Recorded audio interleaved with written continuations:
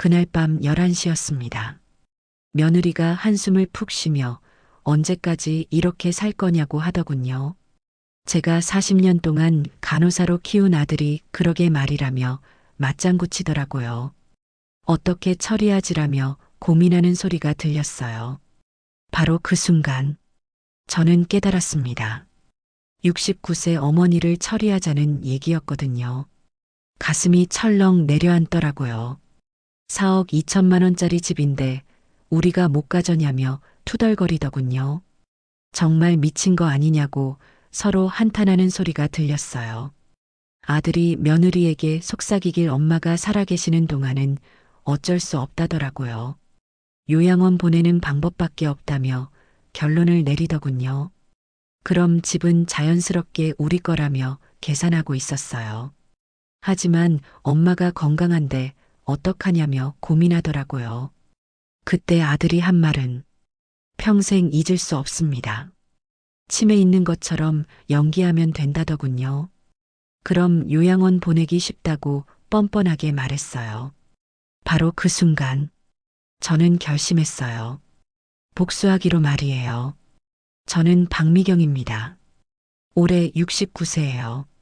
대전 유성구에서 25년째 살고 있었거든요. 남편은 3년 전에 뇌출혈로 먼저 갔어요. 저는 간호사로 40년 근무했습니다.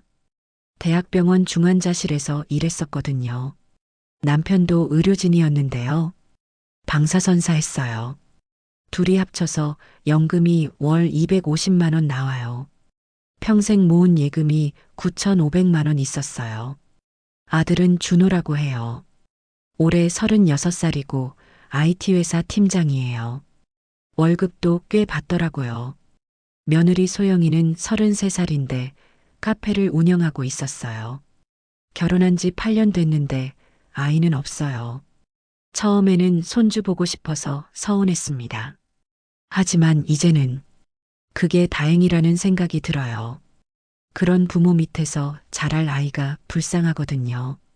남편이 세상을 떠난 후 1년 반 동안 혼자 살았어요. 그런데 아들이 계속 같이 살자고 하더라고요. 엄마 혼자 계시면 위험하다며 걱정하는 척 했어요. 저희랑 같이 사시라고 권유했어요. 처음엔 정말 효자인 줄 알았습니다. 며느리도 다정하게 저희가 모시겠다고 하더라고요. 혼자 계시지 말라며 챙겨주는 듯 했어요. 그래서 1년 전부터 함께 살게 됐거든요. 우리 집은 대전 유성구 32평 아파트예요. 2002년에 남편과 제가 대출받아서 샀었거든요. 그때 1억 8천만 원 주고 샀는데요. 지금은 4억 2천만 원까지 올랐어요. 23년 동안 정성껏 가꾼 소중한 집이었습니다. 처음 몇 달은 정말 좋았어요. 아들이 용돈도 챙겨주고요. 며느리도 밥도 같이 해먹고 그랬거든요. 역시 가족이 함께 사는 게 좋다고 생각했어요. 그런데 6개월쯤 지나니까 분위기가 이상해지더라고요. 아들과 며느리가 제 앞에서는 웃으면서도 뒤에서는 뭔가 수군거리는 소리가 들렸어요. 하지만 설마 했죠. 결정적인 순간은 지난달 12일 저녁이었습니다. 평생 잊을 수 없는 날이에요. 그날 저는 거실에서 KBS 9시 뉴스를 보고 있었어요. 볼륨을 평소보다 작게 해뒀어요. 귀가 좀 어두워져서 자막으로 봤거든요. 아들과 며느리가 안방에서 나와서 부엌 쪽으로 갔어요. 설거지를 하려는 줄 알았는데요. 둘이 작은 소리로 대화하기 시작하더라고요. TV 소리를 더 낮추고 귀를 기울였습니다. 카페 망한 거 어머니가 알면 어떡하냐며 며느리가 떨리는 목소리로 걱정하더라고요. 아직 모르시지 않냐고 아들이 답하더군요. 3천만 원 빚까지 졌다고 털어놓는 소리가 들렸어요. 그 순간 저는 깨달았습니다. 며느리 카페가 망했다는 걸요. 그리고 빚까지 있다는 걸요. 우리 주식도 2천만 원 날렸다고 아들이 고백하더라고요. 엄마한테 들키기 전에 어떻게든 해야 한다며 조급해하더군요. 정말 충격이었습니다. 아들도 투자에 실패해서 손실이 컸던 거예요. 엄마 돈밖에 답이 없다고 며느리가 절망적으로 말하더라고요. 예금이 9,500만 원이라며 계산하고 있었어요. 집까지 합치면 아들이 머릿속으로 계산하는 소리가 들렸어요. 5억 넘게 된다고 흥분하더군요. 우리가 평생 벌어도 모을 수 없는 돈이라며 며느리가 탐욕스럽게 말했어요. 그때 아들이 정말 소름 끼치는 말을 했습니다. 엄마를 치매 환자로 만들어야 한다더군요. 그럼 모든 재산을 우리가 관리할 수 있다고 뻔뻔하게 말했어요. 가슴이 무너져 내리더라고요. 40년 동안 정성껏 키운 아들이 저를 이렇게 속이려 한다니요. 어떻게 하는 거냐며 며느리가 구체적으로 물어보더라고요. 병원에서 일하는 후배한테 알아봤다고 아들이 치밀한 계획을 털어놨어요.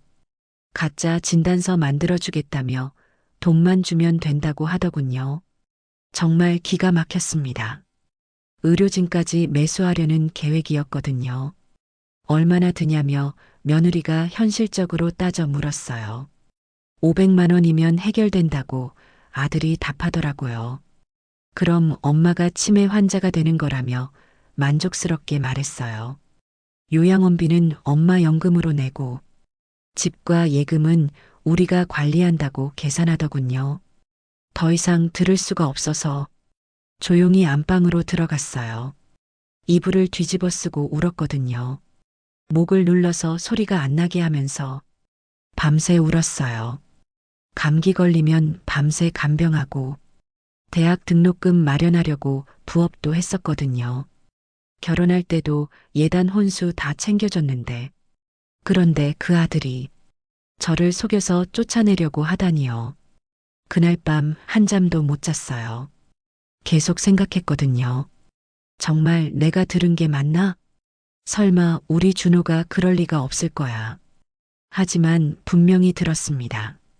아들의 목소리, 며느리의 목소리가요. 너무도 선명했거든요. 새벽 4시까지 뒤척이다가 겨우 잠들었어요. 그런데 꿈에서도 아들이 말하는 소리가 들렸어요. 치매 연기하면 된다고 말이에요. 악몽이었습니다. 다음 날 아침, 평소처럼 일어나서 밥상을 차렸어요. 40년 간호사 생활로 단련된 정신력으로요. 티를 안 냈어요. 아들과 며느리가 나와서 아무 일 없다는 듯이 밥을 먹더라고요. 그런데 며느리가 갑자기 요즘 좀 깜빡깜빡 하시는 것 같다며 걱정하는 척 하더라고요. 괜찮으냐고 물어보는 소리에 심장이 쿵 떨어졌어요. 벌써 시작하는구나 싶었거든요. 아들도 거들며 어제도 같은 말을 3번 했다고 거짓말하더군요. 완전한 거짓말이었습니다. 어제 저는 거의 말도 안 했거든요. 하지만 이미 계획을 실행에 옮기고 있는 거였어요. 무슨 소리냐며 멀쩡하다고 항변했어요. 왜 자꾸 그런 소리를 하냐고 화를 냈어요. 아, 엄마가 또 화내신다며 아들이 며느리를 보며 눈짓하더라고요. 요즘 성격도 예전 같지 않다며 며느리도 맞장구 쳤어요. 어머니가 정말 예민해지신 것 같다며 걱정하는 척했어요. 둘이 짜고 치는 고스톱이었습니다. 저를 치매 환자로 만들기 위한 연기를 하고 있는 거였거든요. 그날 오후 아들이 회사에서 점심시간에 집에 왔어요. 평소에는 그런 적 없었는데요.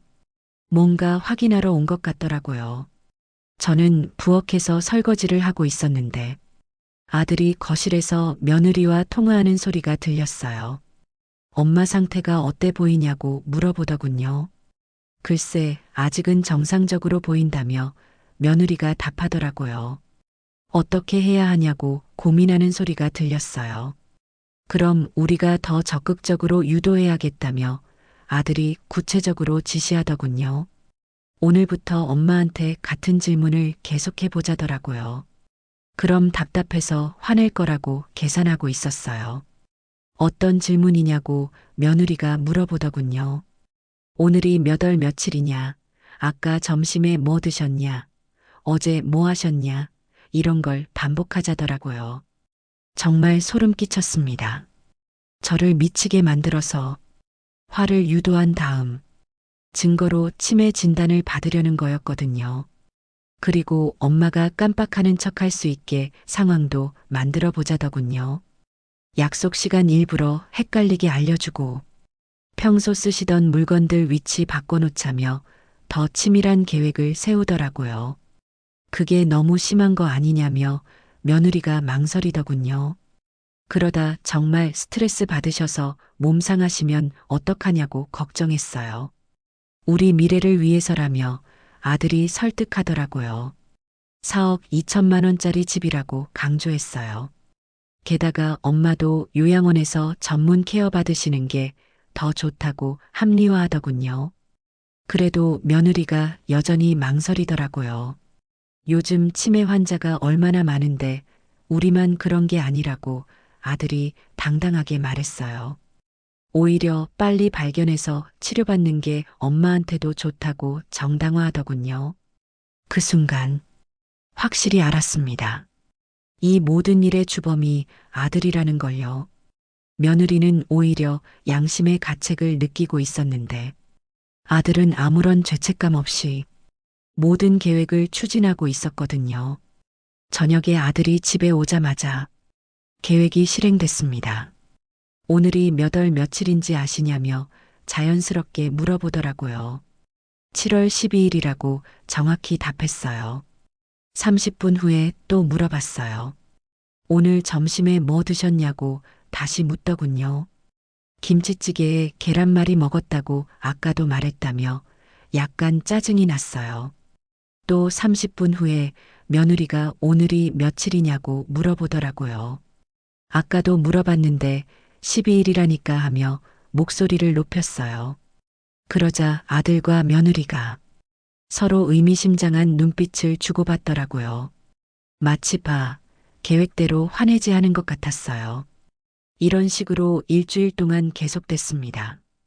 같은 질문을 반복하고 제가 화를 내면 치매 증상이라고 기록해두는 거였어요. 하지만 정말 충격적인 건 넷째 날 저녁에 일어났습니다. 아들이 며느리와 통화하는 걸 또 엿들었거든요. 가짜 의사 섭외됐냐고 물어보더군요. 내 후배가 소개해줬다며 정신건강의학과 의사라고 하더라고요. 면허 정지된 지 2년 됐는데 돈만 주면 진단서 써준다더군요. 더 이상 들을 수가 없어서 이불로 귀를 막았어요. 하지만 아들 목소리는 계속 들렸거든요.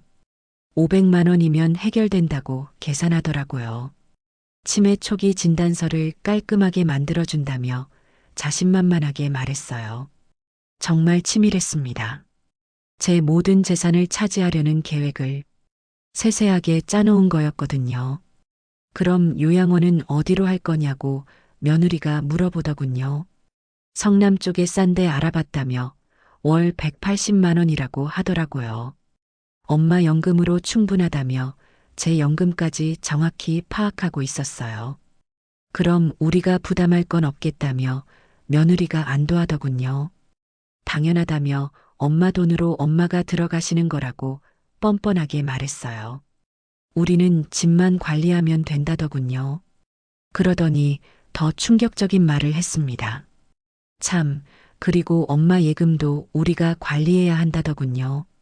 치매 환자는 금전 관리 능력이 없다며 후견인 신청하면 된다고 하더라고요. 얼마나 있냐고 며느리가 물어보더군요. 9,500만 원 정도라며 평생 모은 돈이라고 답하더라고요. 제 예금까지 노리고 있었던 거예요. 집뿐만 아니라 모든 재산을 차지하려는 계획이었거든요. 우와, 그럼 우리가 관리하게 되는 거냐며 며느리가 흥분하더군요. 그렇다며 후견인이 되면 법적으로 엄마 재산을 관리할 수 있다고 교묘하게 설명했어요. 물론 엄마를 위해서 쓰는 거지만이라며 변명까지 미리 준비해 놨더라고요. 그 다음 날, 토요일 며느리가 외출했을 때요. 저는 중요한 결정을 했습니다. 이 모든 대화를 녹음하기로 한 거예요. 증거를 남겨둬야겠다고 생각했거든요. 핸드폰 녹음 기능을 사용하기로 했어요. 평소에 잘 안 써봐서 어려웠지만 유튜브에서 사용법을 찾아보면서 배웠어요. 69세에 이런 걸 배우게 될 줄 몰랐네요. 그날 저녁, 기회가 왔습니다. 아들과 며느리가 거실에서 대화하는데 저는 녹음을 시작했거든요. 가짜 의사 만나는 거 언제냐며 며느리가 물어보더군요. 다음 주 화요일이라고 아들이 답하더라고요. 500만 원 준비했냐고 확인하는 소리가 들렸어요. 현금으로 준비했다며 자랑스럽게 말하더군요. 진단서는 언제 나오냐고 며느리가 재촉했어요. 만나자마자 바로 써준다며 확신에 차서 말했어요. 그럼 그 다음날 요양원 입소시키고 우리는 집 관리하면 되는 거라며 계획을 확정하더군요. 30분 동안 녹음했습니다. 모든 계획이 다 담겨 있었거든요. 이제 확실한 증거가 생겼어요. 그런데 일요일에 더 큰 발견을 했습니다. 며느리가 샤워하는 동안 핸드폰을 거실 테이블에 놓고 갔는데요. 카카오톡 메시지가 계속 왔거든요. 며느리 언니에게서 온 메시지였어요. 화면에 미리 보기로 보였는데 정말 충격적이었습니다. 가짜 의사 연락처 또 보내줄게라는 메시지가 떠 있었어요. 우리도 작년에 그렇게 했다며 경험담을 전수하는 내용이었어요. 시어머니 요양원 보냈다고 자랑하더군요. 아무도 의심 안 했다며 성공 사례를 공유하고 있었어요.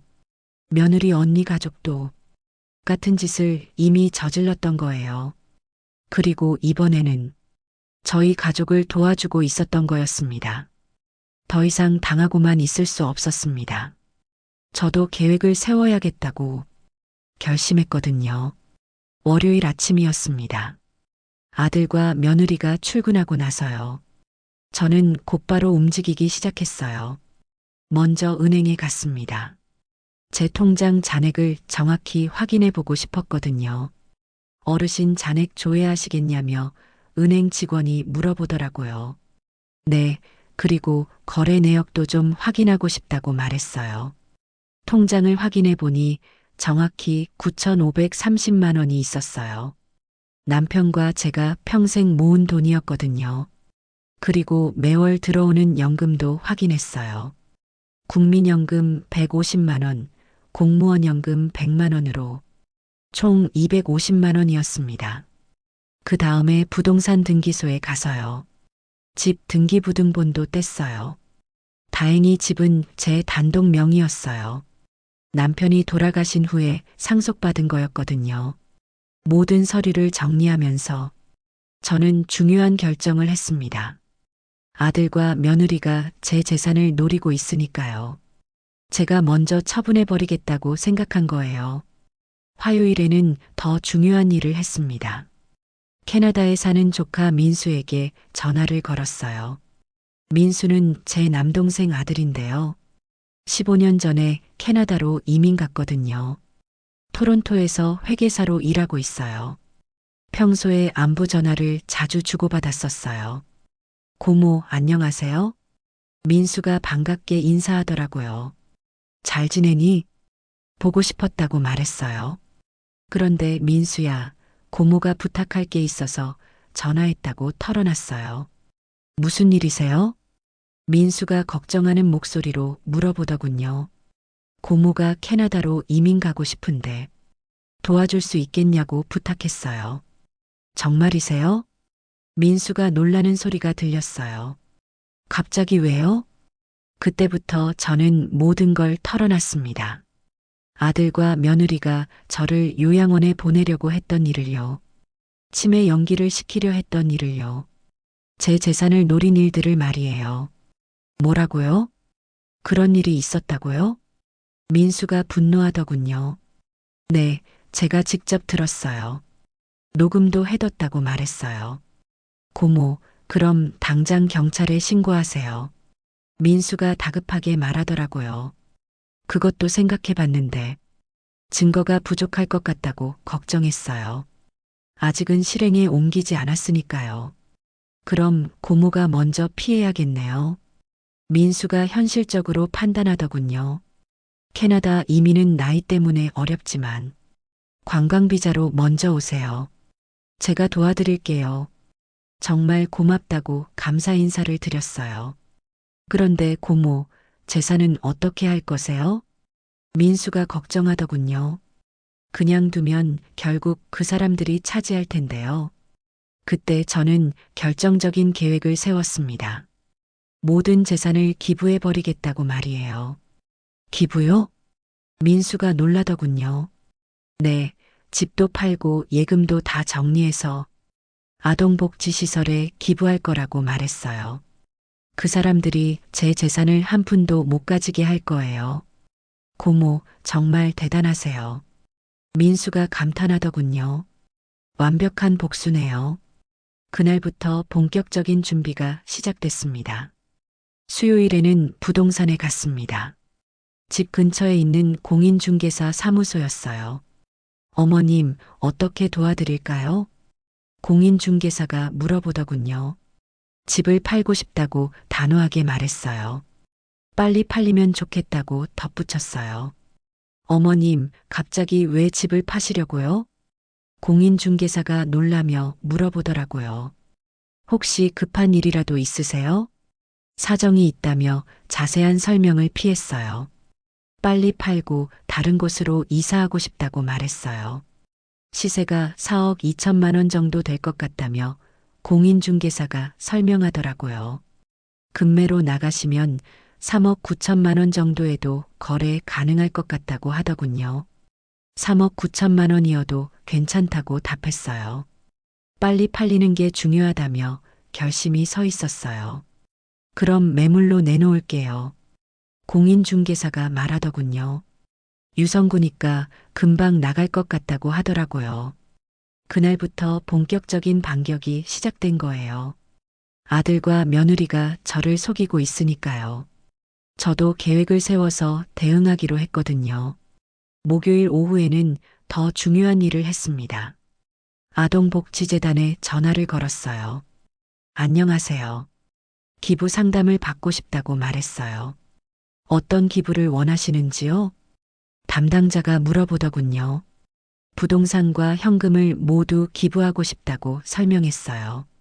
규모가 어떻게 되시는지요? 5억 원 정도 될 것 같다고 답했어요. 정말이세요? 담당자가 놀라는 목소리였어요. 그 정도 금액이면 정말 큰 도움이 될 거라고 감사해 하더군요. 절차가 어떻게 되냐고 물어봤어요. 내일 오셔서 상담받으시면 된다며 담당자가 친절하게 안내해 주더라고요.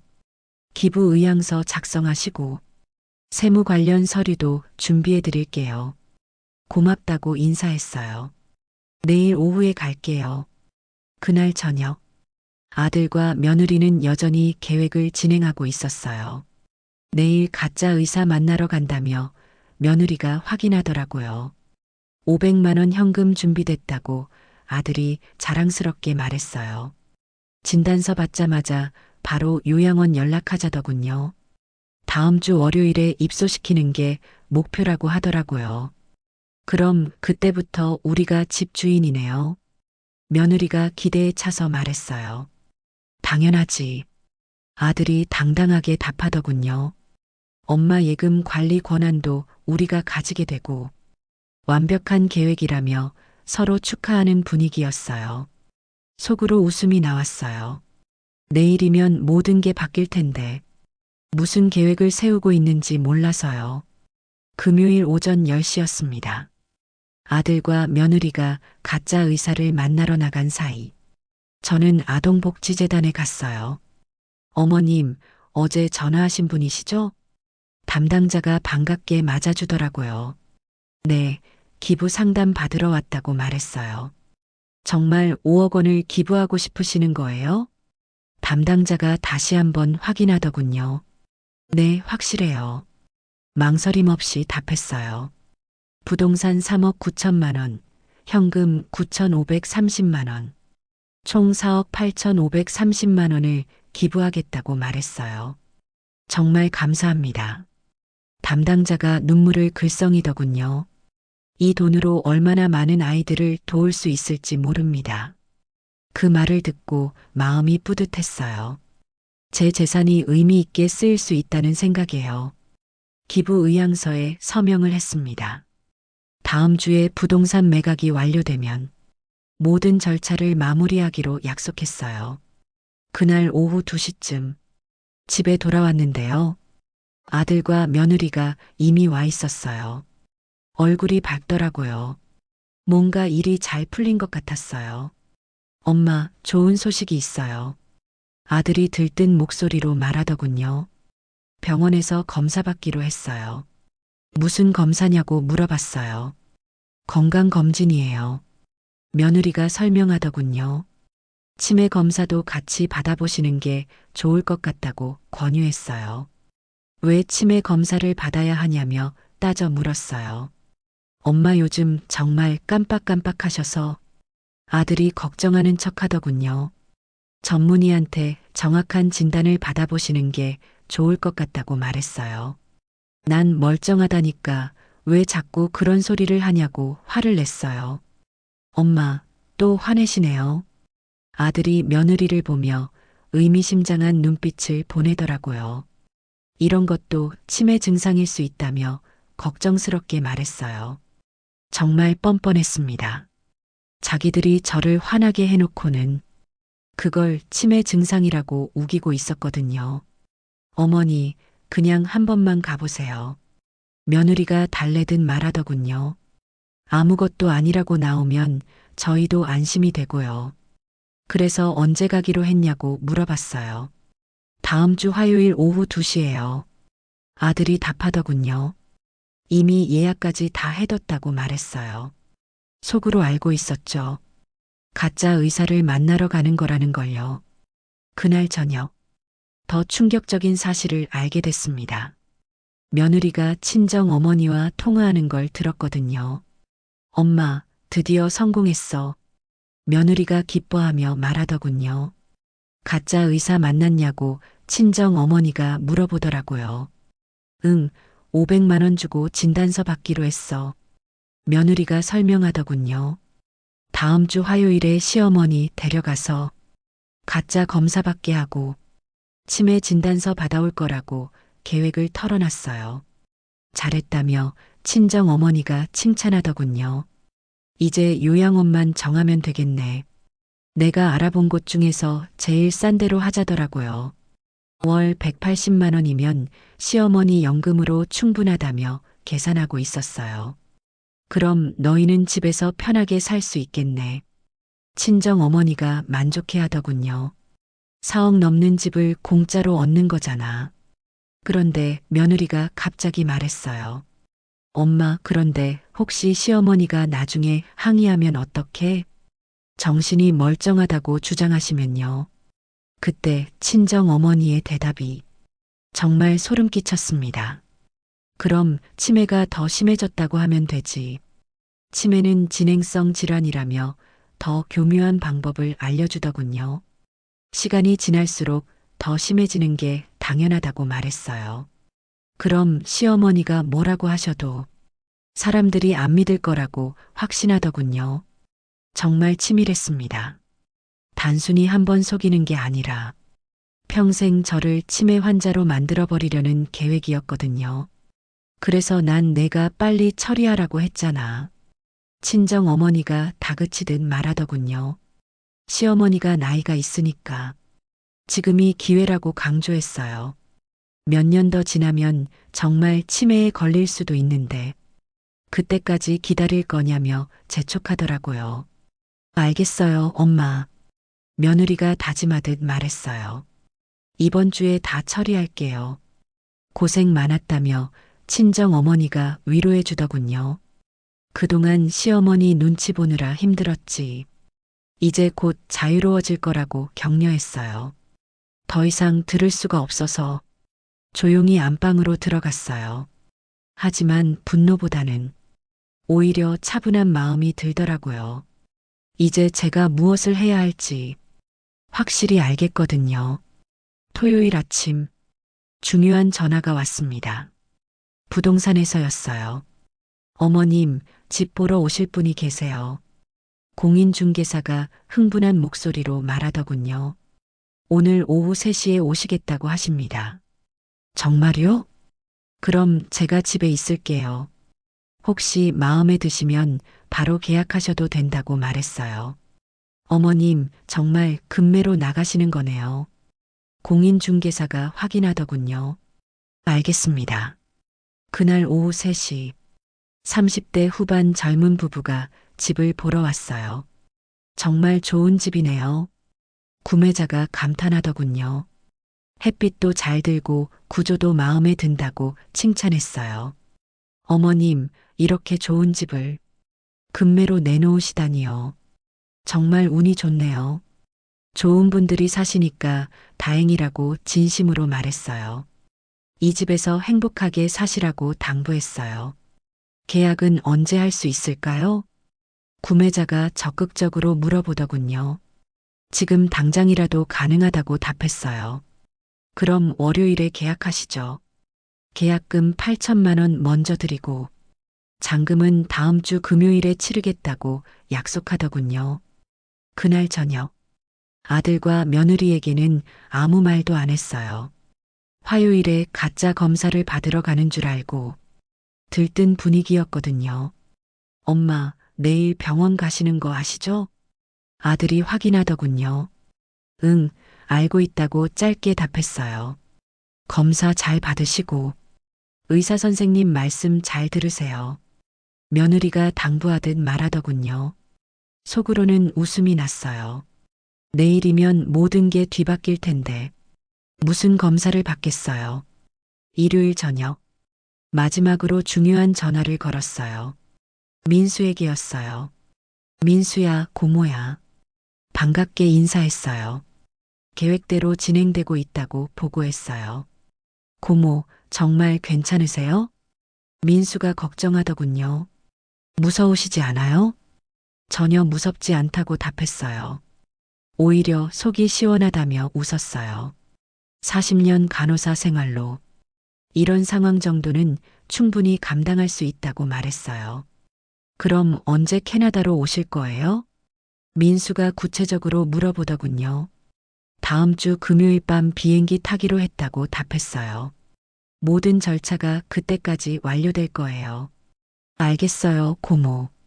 민수가 든든하게 말하더군요. 공항에서 기다리고 있을게요. 새로운 인생 시작하시는 거네요. 정말 기대된다고 말했어요. 69세의 새 출발이라니 상상도 못했거든요. 그날 밤 저는 가방을 조용히 쌌어요. 꼭 필요한 것들만 챙겼어요. 남편 사진, 추억이 담긴 물건들, 그리고 중요한 서류들을요. 나머지는 과감하게 버리기로 했어요. 새로운 삶에는 과거의 짐이 필요 없으니까요. 월요일 아침, 운명의 날이 시작됐습니다. 월요일 오전 10시였습니다. 부동산 사무소에서 계약을 진행했어요. 어머님, 계약서에 서명해 주세요. 공인중개사가 말하더군요. 계약금 8천만 원 여기 있습니다. 구매자가 현금 뭉치를 내놓더라고요. 계약서에 도장을 찍는 순간 25년의 기억들이 스쳐갔어요. 남편과 함께 이사와서 아들을 키우고 웃고 울었던 추억들이 말이에요. 하지만 후회는 없었습니다. 잔금은 이번 주 금요일에 치르겠다고 구매자가 약속하더군요. 그때까지 짐 정리하고 이사할게요. 담담하게 답했어요. 어머님은 어디로 이사 가세요? 구매자가 궁금해하더군요. 멀리 갈 예정이라며 미소 지었어요. 아주 멀리요. 부동산에서 나와서 바로 아동복지재단으로 갔어요. 기부 의향서를 정식으로 작성했습니다. 어머님 정말 감사합니다. 담당자가 깊이 인사하더군요. 이 기부금으로 100명의 아이들이 1년 동안 따뜻한 보살핌을 받을 수 있어요. 그 말을 듣고 가슴이 뭉클했어요. 제 재산이 의미 있게 쓰인다는 생각이에요. 혹시 기부자 명단에 실명을 올려도 될까요? 담당자가 조심스럽게 물어보더군요. 박미경 할머니의 이름으로 아이들에게 알려주고 싶다고 하더라고요. 물론이라고 흔쾌히 답했어요. 제 이름이 좋은 일에 쓰이는 거니까 얼마나 기쁜지 모르겠다고 말했어요. 오후 3시에 집으로 돌아왔는데 아들과 며느리가 벌써 와 있었어요. 얼굴이 어둡더라고요. 뭔가 일이 잘못된 것 같았어요. 엄마, 아들이 힘없는 목소리로 불러봤어요. 오늘 병원 못 갔어요. 왜 못 갔냐고 물어봤어요. 의사 선생님이 갑자기 연락이 안 된다며 아들이 당황해 하더군요. 예약이 취소됐다고 하더라고요. 그럼 다른 병원에 가면 되지 않냐며 태연하게 말했어요. 그게 며느리가 말을 더듬더군요. 뭔가 크게 당황한 것 같았어요. 사실은 제가 이미 알고 있었어요. 오전에 경찰서에 신고를 했거든요. 의료진 매수 시도에 대해서요. 녹음 파일도 같이 제출했고요. 경찰이 그 가짜 의사를 이미 연행했을 거예요. 엄마, 그냥 다른 병원 가시죠. 아들이 억지로 웃으며 말하더군요. 정식 종합병원에서 검사 받으시는 게 좋을 것 같아요. 그래, 그렇게 하자고 답했어요. 하지만 속으로는 웃고 있었어요. 이제 가짜 의사는 없으니까 정식 병원에서는 멀쩡하다는 진단이 나올 테니까요. 화요일 아침, 더 큰 충격이 기다리고 있었습니다. 경찰서에서 전화가 왔거든요. 박미경 어르신이시죠? 경찰관이 정중하게 물어보더군요. 네, 맞다고 답했어요. 어제 신고해 주신 건으로 수사 결과를 알려드리려고요. 김태진이라는 의사를 체포했다고 하더군요. 의료진 매수 시도로 기소될 예정이라며 설명해 주더라고요. 그리고 어르신 아들분과 며느리분도 조사받으셔야 할 것 같다고 말했어요. 공범 혐의로요. 알겠다고 담담하게 답했어요. 필요하면 언제든 협조하겠다고 말했어요. 그런데 신고하신 녹음 파일을 들어보니 정말 치밀한 계획이었네요. 경찰관이 감탄하더군요. 어르신이 아니었다면 정말 큰 피해를 당하실 뻔했어요. 다행히 미리 발견하셨다며 다행이라고 하더라고요. 오후 2시쯤 집에 경찰이 왔습니다. 아들과 며느리는 아직 회사에 있었어요. 박미경 어르신 댁이 맞나요? 경찰관 2명이 정중하게 물어보더군요. 네, 맞다고 답했어요. 김준호 씨와 이소영 씨 계신가요? 지금 회사에 갔다고 설명했어요. 언제쯤 오실까요? 저녁 6시쯤 온다고 알려드렸어요. 그럼 그때 다시 오겠다며 경찰관이 말하더군요. 의료진 매수 시도 건으로 조사받으셔야 한다고 통보했어요. 알겠다고 답했어요. 저녁 6시 30분 아들과 며느리가 집에 왔어요. 엄마, 저희 왔어요. 아들이 평소처럼 인사하더군요. 응, 왔구나고 답했어요. 그런데 잠깐 후 초인종이 울렸어요. 제가 문을 열어봤더니 경찰관 2명이 서 있었어요. 김준호 씨, 이소영 씨 계신가요? 경찰관이 물어보더군요. 저기요. 아들이 떨리는 목소리로 대답했어요. 무슨 일이세요? 의료진 매수 시도 건으로 조사받으러 동행해 주세요. 경찰관이 차분하게 말하더군요. 의료진 매수요? 며느리가 당황해서 되물었어요. 무슨 소리예요? 김태진이라는 의사 아시죠? 경찰관이 구체적으로 물어봤어요. 가짜 진단서 작성 의뢰하신 것으로 수사 중입니다. 그 순간 아들과 며느리의 얼굴이 하얗게 변했어요. 들킨 걸 알았던 거죠. 엄마, 아들이 저를 돌아보더군요. 설마, 어떻게 알았냐는 눈빛이었어요. 내가 다 알고 있다고 차분하게 말했어요. 녹음도 해뒀다고 덧붙였어요. 어머니, 며느리가 울먹이며 소리쳤어요. 왜 이러세요? 저희가 뭘 잘못했다고요? 뭘 잘못했냐고요? 이제야 화가 치밀어 올랐어요. 69세 어머니를 치매 환자로 만들어서 요양원에 보내려던 거 잊었나요? 제 재산 탈취하려던 계획도요? 엄마, 저희가 아들이 변명하려 했어요. 변명은 경찰서에 가서 하세요. 냉정하게 말했어요. 그때 경찰관이 말했습니다. 일단 동행해 주시죠. 김태진 의사가 이미 모든 걸 자백했어요.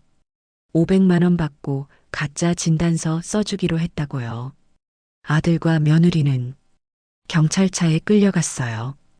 그 모습을 보면서 후회보다는 시원함이 들더라고요. 당연한 결과였거든요. 그날 밤 혼자 남은 집에서 마지막 밤을 보냈어요. 내일이면 모든 게 끝날 거예요. 수요일 오전 아들과 며느리가 경찰 조사를 받는 동안 저는 은행에 갔습니다. 예금 9,530만 원을 모두 아동복지재단 계좌로 이체했어요. 어르신, 정말 전액 이체하시는 거예요? 은행 직원이 재확인하더군요. 네, 확실해요. 망설임 없이 답했어요. 이체 완료됐습니다. 은행 직원이 말하더군요. 정말 좋은 일 하셨네요. 그날 오후 집에 돌아오니 아들과 며느리가 이미 와 있었어요. 얼굴이 초췌했어요. 경찰 조사가 끝난 모양이었어요. 엄마, 아들이 힘없이 불러봤어요. 저희 정말 잘못했어요. 용서해 주세요. 이제 와서 무슨 용서냐고 차갑게 말했어요. 엄마, 제발. 며느리가 무릎을 꿇더군요. 저희가 미쳤었어요. 다시는 그런 생각 안 할게요. 늦었다고 잘라 말했어요. 이미 모든 게 끝났어요. 무슨 말씀이세요? 아들이 불안해하더군요. 혹시 그때 저는 모든 걸 공개했습니다. 집 팔았다고 차분하게 말했어요. 3억 9천만 원에요. 뭐라고요? 며느리가 소리쳤어요.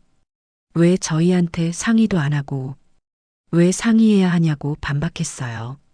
내 집인데 내가 마음대로 팔면 안 돼? 그럼 저희는 어디서 살아요? 아들이 울상이 됐어요. 너희는 알아서 해라고 냉정하게 말했어요. 나는 내가 살 곳 마련했어요. 엄마는 어디 계신 거예요? 며느리가 다급하게 물어보더군요. 캐나다 간다고 답했어요. 조카가 도와주기로 했어요. 캐나다요? 아들이 믿을 수 없다는 듯 되물었어요. 언제요? 금요일 밤 비행기 탄다고 말했어요. 모든 준비 끝났어요. 엄마, 정말 이럴 거예요? 며느리가 울면서 매달렸어요. 저희가 뭘 잘못했다고, 뭘 잘못했냐고요? 이제야 목소리를 높였어요. 69세 어머니 속여서 요양원 보내려던 거, 제 재산 탈취하려던 거, 가짜 의사까지 매수하려던 거, 다 잊었나요? 엄마, 저희가 정말 아들이 변명하려 했어요. 변명은 그만하세요. 차갑게 말했어요. 그런데 더 충격적인 건 아직 남아 있었어요. 엄마, 그래도 예금은 아들이 마지막 희망을 걸며 물어보더군요. 예금도 다 기부했다고 답했어요. 9,530만 원 전부요. 뭐라고요? 며느리가 비명을 지르듯 소리쳤어요. 어디에 기부했는데요?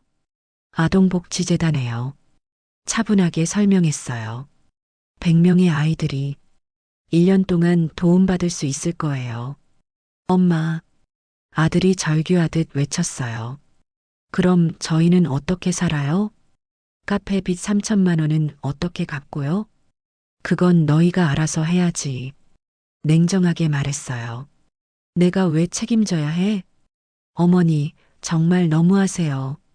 며느리가 화를 내며 소리쳤어요. 저희도 가족인데. 가족이라고요? 이제야 웃음이 터졌어요. 69세 어머니를 치매 환자로 만들려던 사람들이 가족이라고 하는군요. 정말 뻔뻔하네요. 그럼 어머니는 저희를 버리고 혼자 잘 살겠다는 거예요? 아들이 원망스럽게 말하더군요. 그렇다고 단호하게 답했어요. 너희가 나를 버리려고 했잖아요. 요양원에 보내면서 내 재산은 차지하려고 했고요. 엄마, 제발. 며느리가 또 무릎을 꿇더군요. 한 번만 더 기회를 주세요. 정말 잘못했어요. 기회는 이미 줬다고 말했어요. 너희가 스스로 포기했잖아요. 그날 저녁, 정말 극적인 일이 벌어졌습니다. 며느리 친정 어머니가 직접 집으로 찾아온 거예요. 김미경 씨, 친정 어머니가 화를 내며 소리쳤어요. 이게 무슨 일이에요? 갑자기 집을 팔다니. 왜 화를 내세요? 당당하게 반박했어요. 제 집 제가 팔면 안 돼요? 수영이랑 준호는 어디서 살려고요? 친정 어머니가 억지를 부렸어요. 이런 식으로 하시면 안 되죠. 그럼 아줌마는 저를 요양원에 보내려고 계획 세운 거는 괜찮다고 생각하세요? 따져 물었어요. 그건 친정 어머니가 말을 더듬더군요. 수영이한테 요양원 알아봐 준 거 다 알고 있다고 구체적으로 말했어요. 그리고 저를 처리하라고 한 것도 알고 있다고 덧붙였어요. 친정 어머니는 할 말을 잃었어요. 자신이 한 일들이 다 들통난 걸 알았거든요. 김미경 씨, 그래도 이렇게 하시면 친정 어머니가 변명하려 했어요. 이렇게 하면 어떠냐고요? 더 강하게 밀어붙였어요. 69세 어머니한테 치매 연기하라고. 사주한 분이 뭐라고 하시는 거예요? 그 통화 이후로 친정 어머니는 며느리를 엄청 나무랐다고 해요. 내가 시어머니를 잘못 건드려서 이런 일이 생겼다면서 말이에요. 수요일에는 더 극적인 일이 벌어졌습니다. 아들 회사에서 전화가 온 거예요. 김준호 팀장님 어머님이시죠? 인사팀 직원이 정중하게 물어보더군요. 네, 맞다고 답했어요. 혹시 어제 경찰서에서 연락받으신 일이 있나요?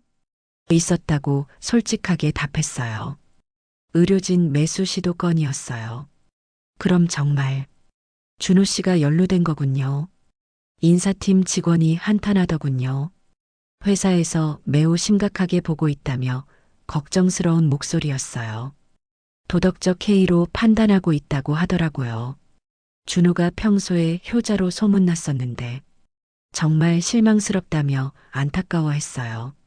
징계위원회에 회부될 예정이라고 통보했어요. 알겠다고 담담하게 답했어요. 당연한 결과라고 생각해요. 그날 저녁 아들이 풀이 죽어서 돌아왔어요. 엄마, 힘없는 목소리로 불러보더군요. 회사에서 징계받게 됐어요. 팀장 직책도 박탈됐고요. 알고 있다고 차분하게 말했어요. 회사에서 연락 왔어요. 엄마가 회사에.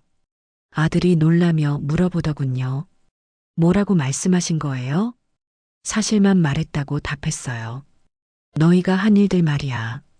엄마, 이러시면 저 정말 회사에서 잘릴 수도 있어요. 아들이 절망적으로 말하더군요. 그럼 잘리겠네요. 냉정하게 대답했어요. 어머니 속여서 요양원 보내려던 자식이 회사에서 환영받을 리 없지. 엄마, 제발 회사에 해명해 주세요. 아들이 빌었어요. 오해였다고요. 오해라고요? 녹음 파일도 있는데 무슨 오해예요? 단호하게 거절했어요. 목요일 아침 더 충격적인 소식을 들었습니다. 며느리가 친정에서 완전히 쫓겨났다는 거예요. 며느리가 울면서 말하더군요. 엄마가 연락도 받지 않으세요. 시어머니를 잘못 건드려서 이런 일이 생겼다며 모든 책임을 저한테 돌리고 있다고 하더라고요. 오빠들도 저를 멀리하고 있다며 하소연했어요. 가족들이 다 등을 돌렸다고 절망스러워 하더군요. 자업자득이라고 말했어요. 남의 어머니를 속이려고 했으니까 당연한 결과 아닌가요? 어머니, 정말 이렇게 저희를 다 망가뜨리실 거예요? 며느리가 원망스럽게 물어보더군요. 망가뜨리는 게 아니라고 답했어요. 너희가 저지른 일의 대가를 치르는 거예요. 그날 오후 결정적인 순간이 왔습니다. 집 잔금을 받는 날이었어요. 구매자가 3억 9천만 원을 모두 입금해 줬거든요. 어머님, 계약금 포함해서 부동산 사장이 확인해 줬어요. 총 3억 9천만 원 입금 완료됐다고 하더라고요. 고맙다며 만족스럽게 웃었어요. 정말 깔끔하게 거래됐네요. 어머님, 그런데 정말 가족분들이 모르시는 거예요? 부동산 사장이 걱정하더군요. 오늘 알게 될 거라고 미소 지었어요. 집에 돌아가면요.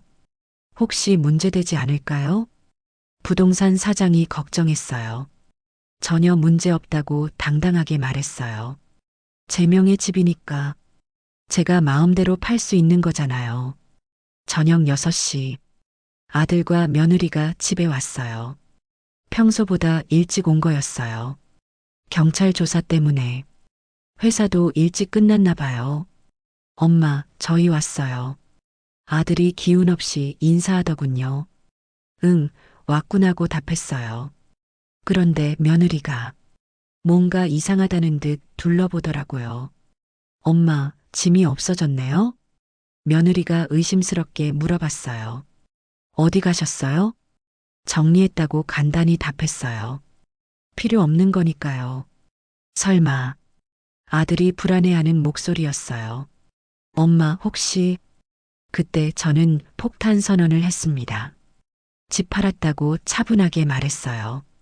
오늘 잔금까지 다 받았어요. 뭐라고요?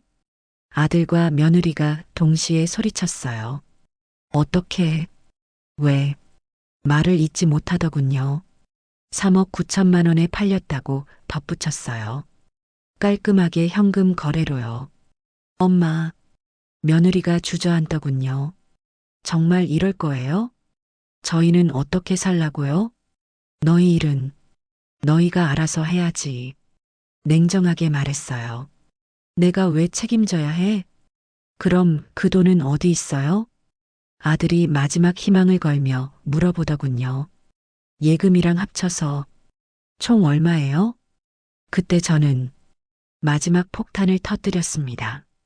다 기부했다고 담담하게 말했어요. 한 푼도 안 남겼어요. 기부요? 어디에요? 며느리가 떨리는 목소리로 물어보더군요. 아동복지재단에요. 100명의 아이들이 도움받을 거예요. 엄마, 아들이 절규하듯 소리쳤어요. 그럼 정말 한 푼도 없는 거예요? 맞다고 끄덕였어요. 깔끔하게 정리했어요. 그 순간 아들과 며느리는 완전히 무너져 내렸어요. 모든 계획이 물거품이 된 걸 깨달았거든요. 어머니, 정말 잔인하세요. 며느리가 원망스럽게 말하더군요. 잔인한 건 너희가 먼저 했잖아요. 차갑게 반박했어요. 69세 어머니를 치매 환자로 만들려던 게 더 잔인한 거 아닌가요? 금요일 오전 8시였습니다. 캐나다행 비행기를 타는 날이었어요. 아들과 며느리는 어디서 잤는지 새벽에 집 앞에서 기다리고 있더라고요. 얼굴이 완전히 망가져 있었어요. 엄마, 아들이 달려와서 붙잡으려 하더군요. 정말 가시는 거예요? 저희를 정말 버리고 가시는 거예요? 그렇다고 차분하게 답했어요.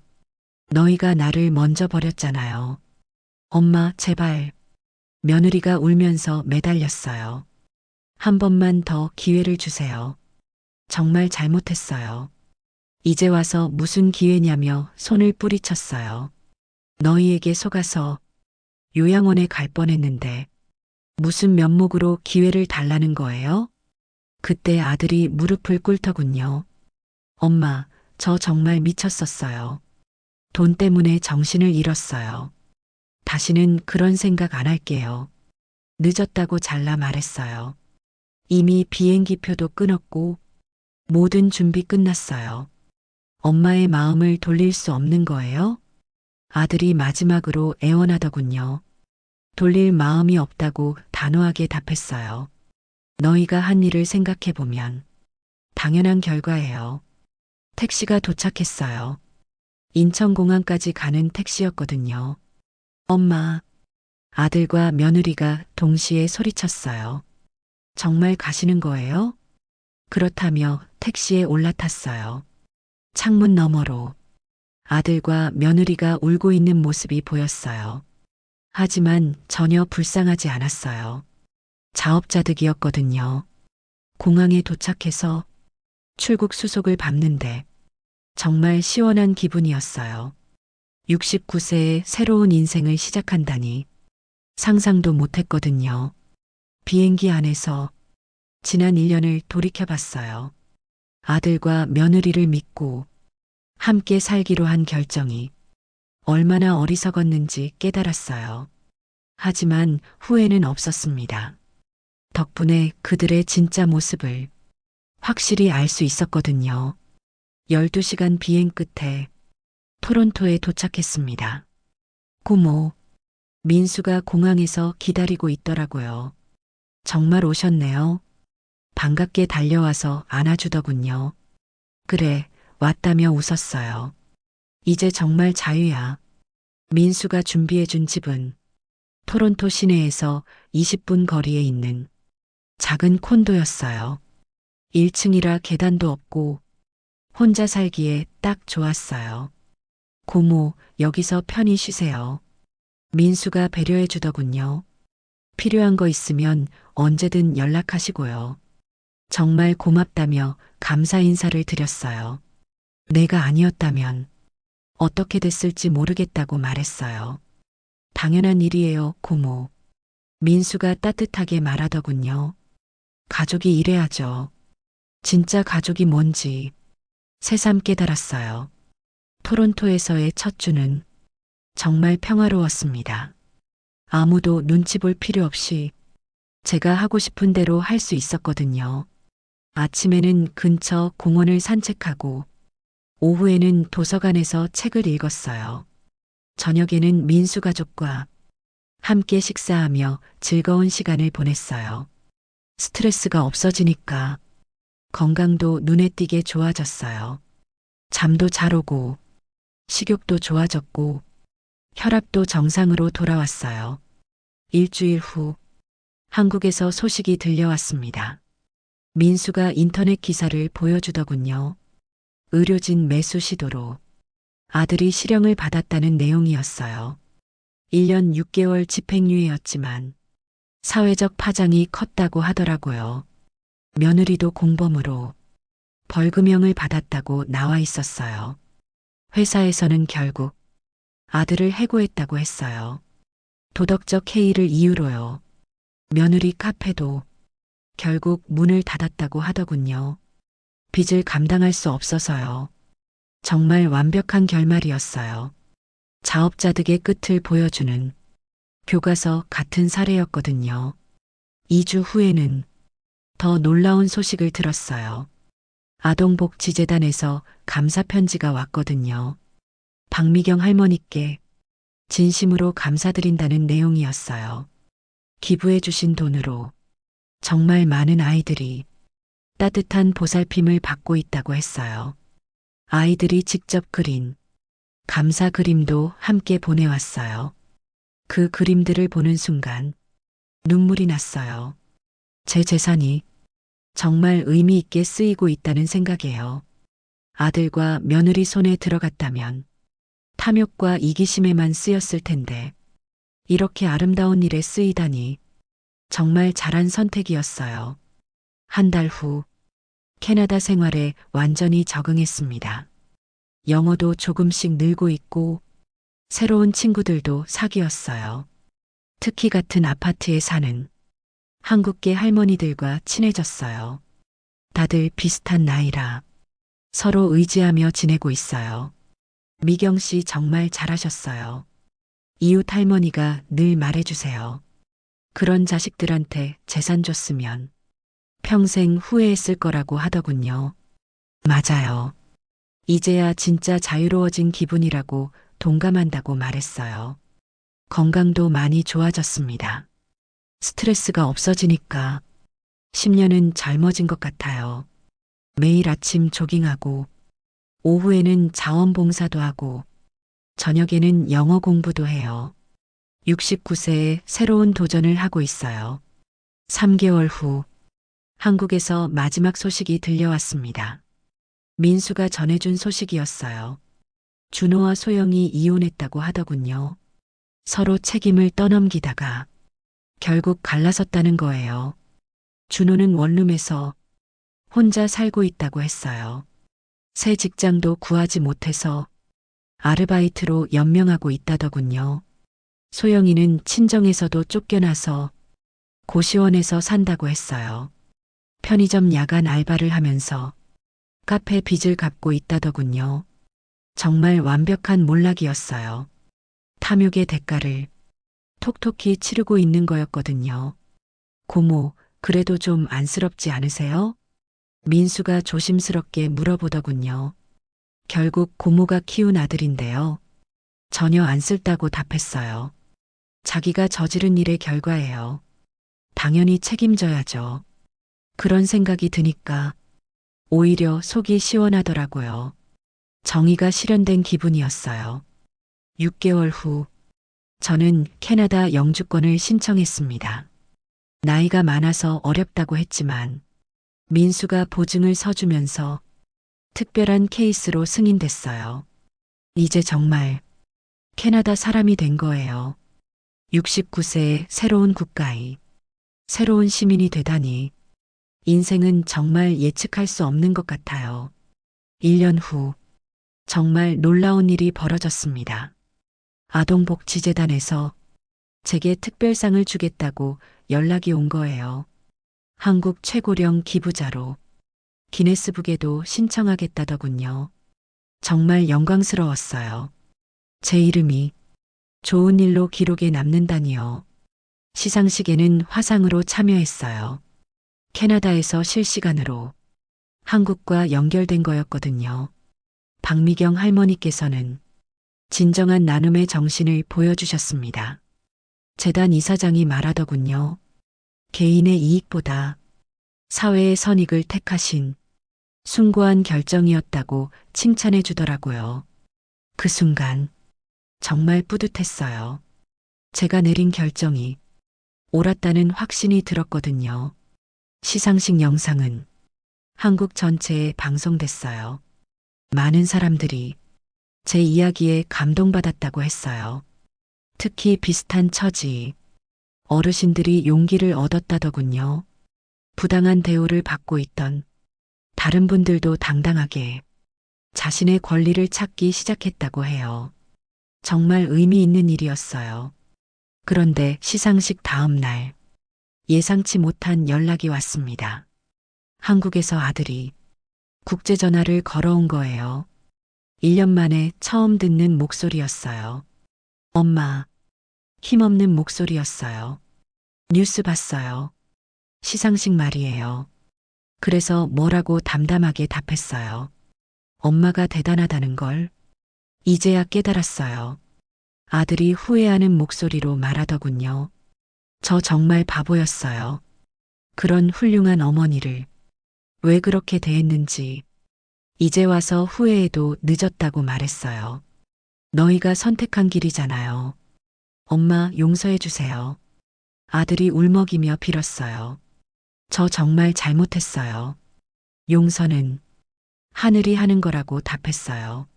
나는 그냥 내 인생을 사는 거예요. 엄마, 그래도 혈육인데 완전히 연을 끊으실 거예요? 혈육이라고요? 웃음이 나왔어요.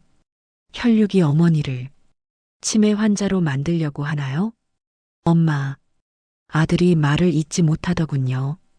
할 말이 없었던 거죠. 앞으로 연락하지 마세요. 마지막으로 당부했어요. 서로 남남으로 살아가요. 그게 서로에게 좋을 거예요. 통화를 끊고 나서 정말 후련했어요. 마지막 정리까지 깔끔하게 끝난 기분이었거든요. 그로부터 6개월 후 정말 놀라운 소식을 들었습니다. 며느리가 사기 혐의로 또 경찰에 붙잡혔다는 거예요. 이번에는 다른 노인분을 속여서 돈을 뜯어낸 사건이었어요. 역시나 본성은 못 숨기는 거였어요. 한번 그런 짓을 한 사람은 또 그런 짓을 하게 되더라고요. 아들도 결국 생활고를 견디지 못해서 친구들한테 돈을 빌리고 갚지 못해서 문제가 됐다고 해요. 정말 완전한 몰락이었어요. 탐욕의 끝이 어떤 결과를 가져오는지 확실히 보여주는 사례였거든요. 현재 저는 토론토에서 정말 행복하게 살고 있어요. 캐나다 정부에서 제공하는 노인 복지 혜택도 받고 있고 의료 서비스도 무료로 이용하고 있어요. 무엇보다 마음이 편해요. 아무도 저를 속이려 하지 않고 진심으로 대해주는 사람들만 주변에 있거든요. 매주 토요일에는 한인회에서 주최하는 어르신 모임에 참여해요. 다들 비슷한 처지라 서로 의지하며 지내고 있어요. 미경 씨 정말 용감하셨어요. 어르신들이 늘 말해주세요. 저희도 용기를 얻었다고 감사 인사를 하시거든요. 일요일에는 민수가족과 함께 교회에 다니고 있어요. 새로운 믿음도 생겼고 마음의 평안도 찾았어요. 하나님께서 저에게 새로운 기회를 주신 것 같다는 생각이 들어요. 69세에 받은 선물이라고 감사하게 생각하고 있어요. 지금도 가끔 한국에서 소식이 들려와요. 아들과 며느리가 어떻게 살고 있는지 궁금하지 않다고 하면 거짓말이겠죠. 하지만 더 이상 제 인생과는 상관없는 일이에요. 저는 제 길을 가고 그들은 그들 길을 가는 거예요. 여러분도 저처럼 용기 내세요. 부당한 일을 당하고 있다면 당당하게 맞서 싸우세요. 69세에 제가 할 수 있었으니까 여러분도 할 수 있습니다. 나이는 숫자에 불과해요. 중요한 건 포기하지 않는 마음이에요. 그리고 무엇보다 자신을 사랑하는 마음이에요. 저는 이제 진짜 제 인생을 살고 있어요. 69세에 시작한 새로운 인생이지만 이전보다 훨씬 행복해요. 자유롭고 평화롭고 당당하게 살고 있거든요. 끝까지 들어주셔서 정말 고맙습니다. 여러분도 행복하게 사시길 진심으로 바랄게요. 그리고 기억하세요. 언제든 새로운 시작은 가능하다는 걸요. 나이에 상관없이 말이에요.